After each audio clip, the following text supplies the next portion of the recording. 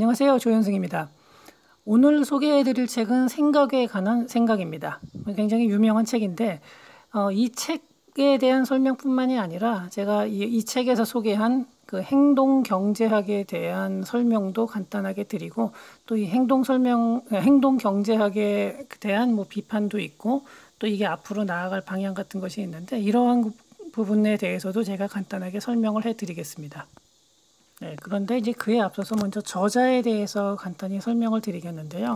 이 저자가 데니엘 캐너먼이라는 분인데 이스라엘 국적의 심리학자이자 경제학자입니다. 그리고 2002년에 노벨 경제학상을 수상을 했죠. 노벨 경제학상을 수상한 사람 중에 심리학자는 이분이 처음입니다. 그리고 그 이후에도 아직은 없었던 걸로 알고 있는데 굉장히 특이한 경력이죠. 심리학 박사를 받은 후에 그 심리학 연구를 토대로 경제학 쪽으로 이제 연구 방향을 넓혔죠. 그리고 이분이 발표한 1979년에 전망 이론을 발표했는데 이 전망 이론의 성과로 인해서 그 노벨 경제학상을 2002년에 수상을 했죠. 현재는 프린스턴 대학의 교수로 재직 중입니다.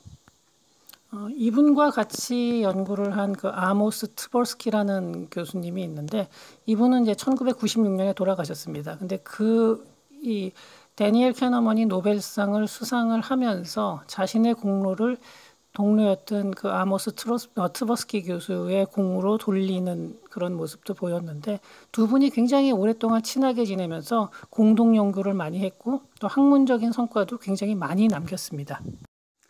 네, 최근 들어서 행동경제학에 대한 책이 많이 출판이 되고 있습니다. 지금 소개해드리는 이 생각에 관한 생각도 있고요. 그 다음에 넛지라는 책이 있고 또 상식 밖의 경제학 이런 책들이 있고 제가 지난번에 소개해드렸던 그 괴짜 경제학도 이 행동 경제학의 내용을 상당 부분을 차용을 한 셈이죠. 네, 이런 책들이 요새 이제 많이 출판이 되고 있고 그러다 보니까 행동 경제학에 대한 관심이 굉장히 높아지고 경제학 전공자뿐만이 아니라 일반 대중들 사이에서도 이 행동 경제학과 관련된 서적이 많이 읽히고 있습니다. 근데 이런 이제 책의 광고를 보면은 인간은 합리적이라는 전통 경제학의 기본 과정을 완전히 뒤엎으며 새로운 프레임을 만들 것이다. 이런 식으로 표현을 하고 있습니다. 근데 사실 이게 행동 경제학이 기존 경제학의 틀을 완전히 뒤바꾸는 것까지는 아닙니다. 기존 경제학이 잘 다루지 않던 개인의 행동을 경제학적으로 설명하고 이것을 체계화했다라고 보는 것이 아마 적당할 겁니다. 실제로 경제학에서 얘기하는 합리성에서 벗어나는 행동들이죠. 그것들을 이제 잘 관찰을 해서 그 내용들을 체계화한 것이라고 보면 됩니다. 어떤 사람들은 기존 경제학에 그 인간은 합리적이다라는 가정이 있는데 이 행동 경제학에서는 이 가정을 뒤엎고 비합리성을 연구한다고 말하고 있습니다. 그런데 사실 기존 경제학에서 말하는 합리성이라는 것을 어떻게 보느냐에 따라서 이게 조금 달라집니다. 기존 경제학에서도 모든 개인들이 어떤 상황이든지 상황을 가리지 않고 어떤 시점에서도 그러니까 모든 시점에서 항상 합리적으로 행동한다라는 전제에 기초해서 상황을 분석하지는 않습니다. 다만 이제 시장 전체 혹은 기업이나 소비자 그룹 전체의 결정은 합리성을 바탕으로 분석이 가능하다는 겁니다. 그리고 이제 시장의 수요와 공급에 의해 결정되는 시장의 가격은 가장 효율적인 자원 배분을 가능하도록 하는 정보를 담고 있다. 이러한 과정에서 분석을 하는 거지 모든 개개인이 어떤 상황에서도 어떤 시점에서도 다 합리적으로 행동한다. 이런 식으로 가정을 하고 문제를 분석을 하지는 않습니다. 네, 앞서 말씀드렸듯이 행동경제학은 기존 경제학에서 큰 관심을 두지 않았던 개개인의 순간적인 선택에서 발생하는 비합리적인 요소를 패턴화하고 이를 경제학적으로 설명하고 있습니다. 이러한 분석이 대중들에게는 매우 신선하게 느껴질 것입니다. 사실 대중들에게 뿐만이 아니라 경제학자들에게도 매우 신선하게 느껴집니다. 그러나 그렇다고 해서 마치 기존의 경제학이 다시 써져야 한다는 등의 이런 이야기는 매우 과장된 것입니다. 오히려 기존 경제학의 연구 영역이 행동 경제학의 등장으로 더 확장될 것으로 기대가 됩니다. 뭐 제가 이렇게 말씀드리면은 뭐 행동경제학의 연구 결과가 그 연구 결과의 파급력을 갖다가 폄하하는 것처럼 생각하는 분도 있을 수 있겠지만 전혀 그렇지 않습니다. 저는 뭐 저 약간 청개구리 기질이 있어가지고 이렇게 새로운 게 나와서 기존의 틀이 약간 바뀐다 그러면 오히려 그런 걸 굉장히 환영하는 입장입니다.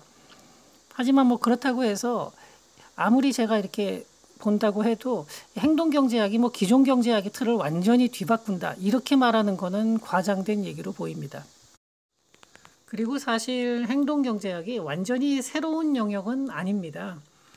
이미 실험경제학이라는 그 분야가 있고 실험경제학은 오래전부터 경제학의 한 분야로 자리를 잡았었고요.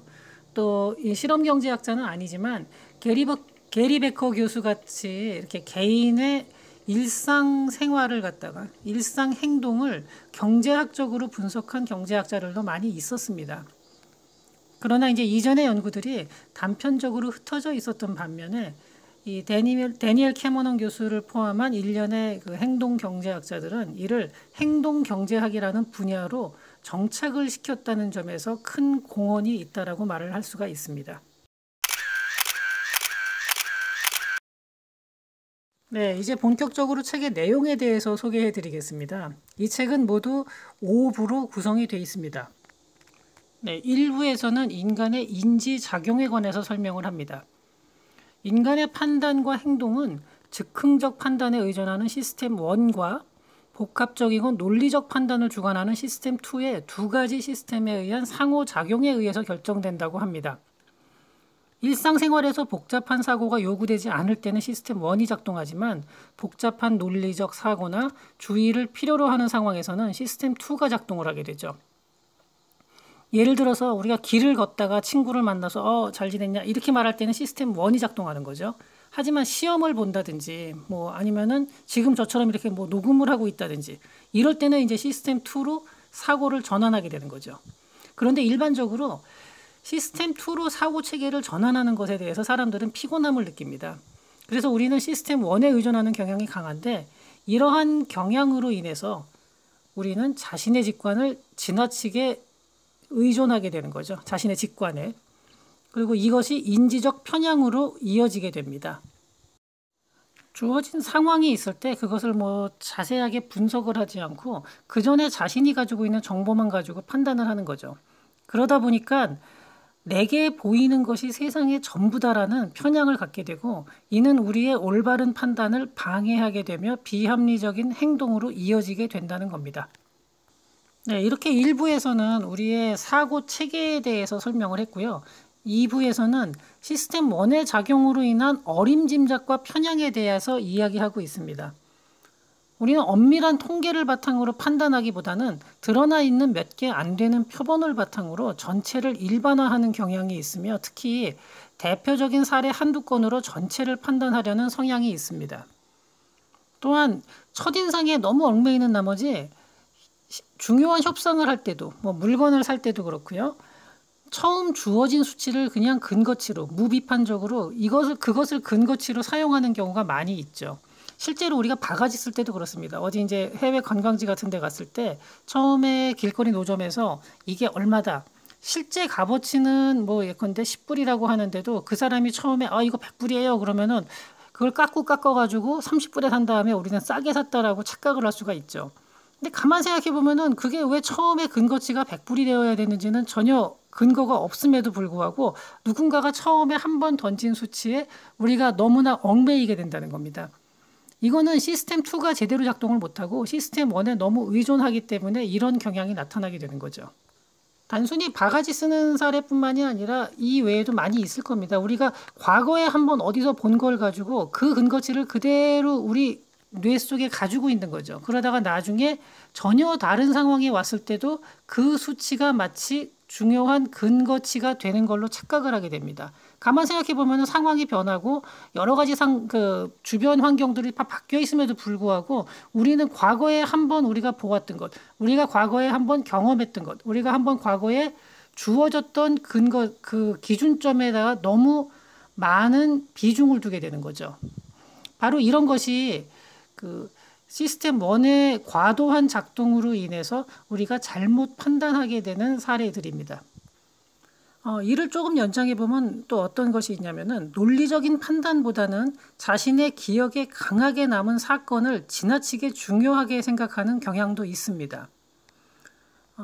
이 책에서는 어떤 예를 들었냐면 이제 사람들에게 질문을 한 거죠. 뇌졸중으로 인한 사망이 모든 사고사를 합친 것보다 2배 가까이 많지만 이제 실험을 했을 때 응답자의 80%가 사고사가 더 많을 것으로 추정을 했다고 합니다. 또한 질병으로 죽는 사람과 사고사로 죽는 사람을 비교했을 때 응답자들은 대부분 둘이 거의 비슷할 거라고 추정을 했다고 합니다. 실제로는 질병으로 죽는 사람이 무려 18배가 더 많습니다. 자, 이렇게 사고사는 언론에서 보도가 돼서 강하게 인식되어 있기 때문에 우리한테 뇌리에 강하게 박혀 있는 거죠. 하지만 질병 사망은 잘 안 나오거든요, 언론에. 그러니까 강한 인상을 주지 못하죠. 결국 우리가 처음에 받았던 인상, 아니면 우리 머릿속에 가지고 있는 강한 인상이 중요한 근거치로 작용을 한 사례라고 볼 수가 있죠.